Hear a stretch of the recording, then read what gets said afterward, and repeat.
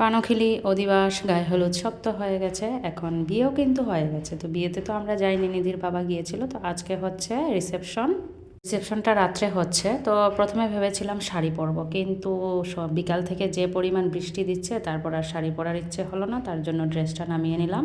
আর এই ড্রেসটা আমার বিয়ের পর পরা হয়নি, মাত্র আজকে নতুন পরলাম, মানে বিয়ের আগেও 2 দিন মনে হয় পরেছি, বেশি পরা হয়নি ড্রেসটা। অনেক দিন পর, মানে অনেক বছর পর ড্রেসটা পরলাম।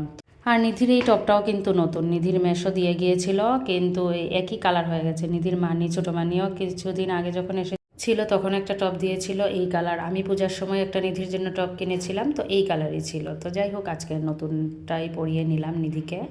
আর এদিকে দেখো, বৃষ্টি তো পড়ছেই, বৃষ্টি কিন্তু বন্ধ নেই, বৃষ্টি অনবরত পড়ছে। বৃষ্টির অপেক্ষায় আছি কোন সময় বৃষ্টি কমবে। আর এদিকে নিধির বাবাও এসে রেডি হয়ে গেছে।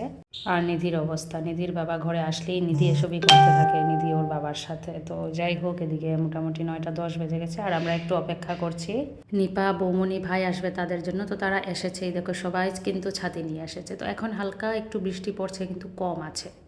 তো কম আছে বলে সবাই ছাতি আমার ঘরে রেখে তারপর বলল ছাতি নিয়ে যাব, যদি ছাতি হারিয়ে যায় তার জন্য ছাতি রেখে গিয়ে রওনা দিলাম।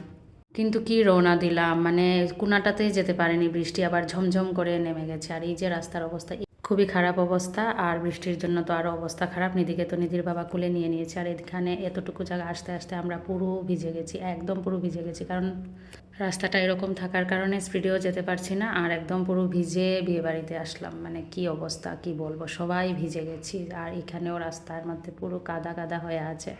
তো যাই হোক, অনেক কষ্ট করে বিয়েবাড়িতে আসলাম। এসে তো দেখি বউ এখনও রেডি হয়ে আসেনি। আমরা আসতে আসতে মোটামুটি 9:30টার উপরেই বেজে গেছে। তো এসে দেখলাম বউ এখনও আসেনি, বউ নাকি রেডি হচ্ছে।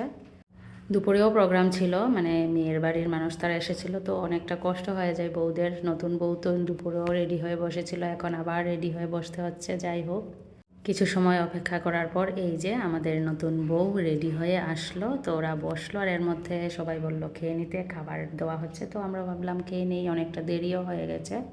তো আমরা বসে গেলাম খেতে, খাওয়া দাওয়া করতে। নিধি বসেছে নিধির বাবার সাথে। তো ওই দেখো একজন বৌদি আছে, আমরা বসেছি এখানে, আর পিছনে বসেছে বৌমনি, ভাই। তো সবাই বসে বসে খাওয়া দাওয়া করছি। তো প্রথমেই তো ডাল আর ভাজা, এটা দিয়েই ভালো করে খাওয়া হয়। তারপর মাছ দিল, সব কিছু ছিল, মাছ মাংস সব কিছুই ছিল। তো সব কিছু দিয়ে খাওয়া দাওয়া করলাম। নিধি তো অল্প একটু খেয়েছে, কিন্তু নিজের হাতে তো খেতে হবে। তারপরে এই যে মাংস খেয়ে লাস্ট পাতে চাটনি ছিল, তো চাটনি তো আমি খাই না।